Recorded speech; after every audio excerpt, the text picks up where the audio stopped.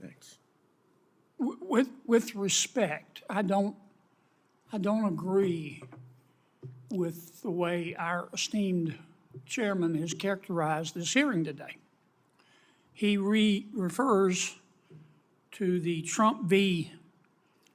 U.S. opinion, a 6-3 opinion, by the way, of the United States Supreme Court, as, quote, when the president does it, that means it's not illegal, end quote.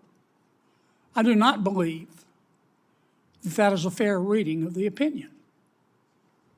And frankly, I don't understand how anyone who's read the opinion, which I reread this weekend, it's only about 90 or so pages, could reach that conclusion. I know many people look at this opinion, and it is their right. This is America. We can believe what we want. I know many people look at this opinion through the lens of former President Trump and whether they like him or dislike him. The court, in its opinion, was very careful to point out that its opinion, more than anything else, was about the institution of the presidency. The institution of the presidency. The opinion is not just about the litigants in front of the court. It's about future presidents and future Americas. That's point one. Point two. It is inaccurate to say, under Trump v. U.S., that a president of the United States has absolute immunity to do anything that he or she wants. That's just not accurate.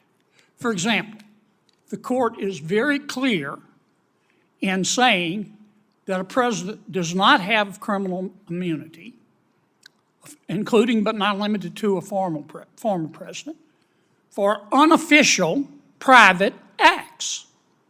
That's clear. I don't see how anybody can argue with that. Number two, the court does say that a president, whoever that president might be, does have absolute immunity for acts performed pursuant to his or her core responsibilities.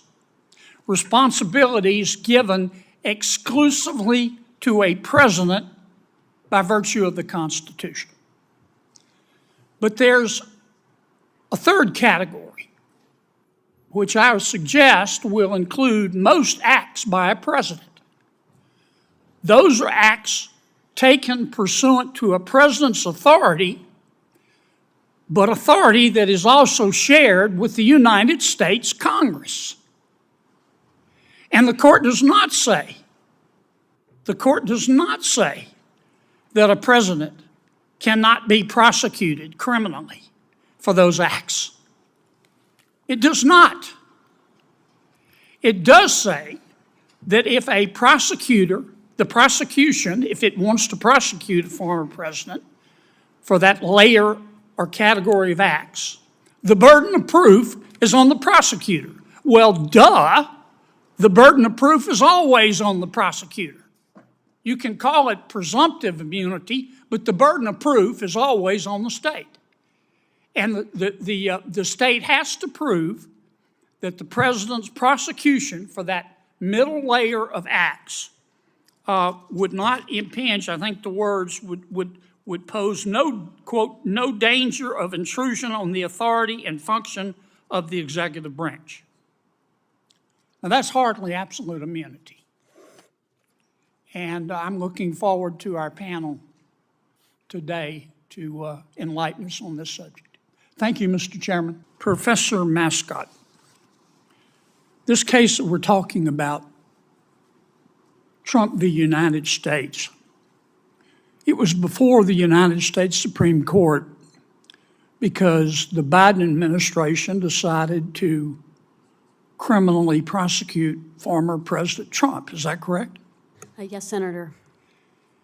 And in fact, President Biden's lawyer actually asked for expedited review and an expedited decision by the Supreme Court. Is that correct? Yes, the prosecution would have found expedited review helpful. When the court handed down its opinion, well, strike that. The title of our hearing is, quote, "When the president does it, that means it's not illegal." And Chairman Durbin explained what he meant by that, but I just want the record to be clear. Did the Supreme Court, in its opinion, ever say, quote, "When the president does it, that means it's not illegal"? No, that doesn't appear in the opinion. All right. At the oral argument of this case, President Biden's lawyer actually conceded, did he not, that core functions of a president should have absolute immunity? Yeah, I do think there's agreement that core functions should have immunity. In fact, President Biden's lawyer said, quote, "Core functions can't be regulated at all." That's correct. Close quote. Yes. Okay. What is forum shopping? Forum shopping is the act of trying to find a court that you think is going to rule favorably to you. Does it go on in the United States? Many folks think that it does. Yeah, it does. It's hard to stop. Let's just stipulate for a moment that America's withdrawal from Afghanistan was not a model of efficiency. People died, including Americans. Can you imagine a scenario with respect to President Biden, now former President Biden? Can you imagine a scenario in which a district attorney in a jurisdiction that repeatedly voted overwhelmingly against President Biden and whose voters did not like President Biden? Can you imagine a scenario in which an ambitious district attorney, after President Biden is out of office, could bring a charge against former President Biden for criminal negligence in the death of Americans? Can you imagine that? Well, Senator, that would be very troubling, and so that's one of the things. But can you imagine it happening? I could imagine district or attorneys wanting to bring such an action. Sure. I mean, now that we've decided that former presidents can be prosecuted, this current case before us is the first instance, but I fear it's not going to be the last. Now, let's suppose this ambitious district attorney in an anti-Biden jurisdiction or venue decided to prosecute former President Biden, which I think would be a mistake. But he meaning former President Biden, would have to defend himself, wouldn't he? Yes. And suppose he won, he'd still have to pay his lawyer, wouldn't he? That's true. Are lawyers cheap? Only those of us who teach No, law. strike that. I know they're cheap. Are they inexpensive? No, they're not. So President Biden could spend millions of dollars. That's true. Even if he won. Yes, sir. Now, let's suppose after that trial was finished, another ambitious district attorney in another venue or another jurisdiction decided to do the same thing. And then another. And then another. Can you understand what the court was talking about when it said we can't allow the court system to have a chilling effect on a president, any president, in making these decisions? Can you understand that? Absolutely. The risk of facing that would certainly significantly impact how a president would make decisions in office, and that's the last thing we want. Can I have 30 more seconds, Mr. Chairman? Mr.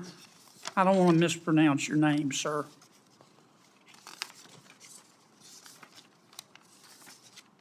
Don't count my fumbling around against me. Mr. Lacavara, Never have. you were vociferous in your criticism of this opinion that the words presidential immunity don't appear in the Constitution. Is that right? That's part of it, yes, sir. Do the words separation of powers appear in the Constitution? No, I acknowledge that there is a structure called the separation of powers. Is there any doubt in your mind that we have separation of powers in the United States Constitution? No, and I think it's important to understand what the separation of powers does and does not imply. And Right. what it does not imply, in my judgment, is the kind of immunity that the Supreme Court established here. Okay.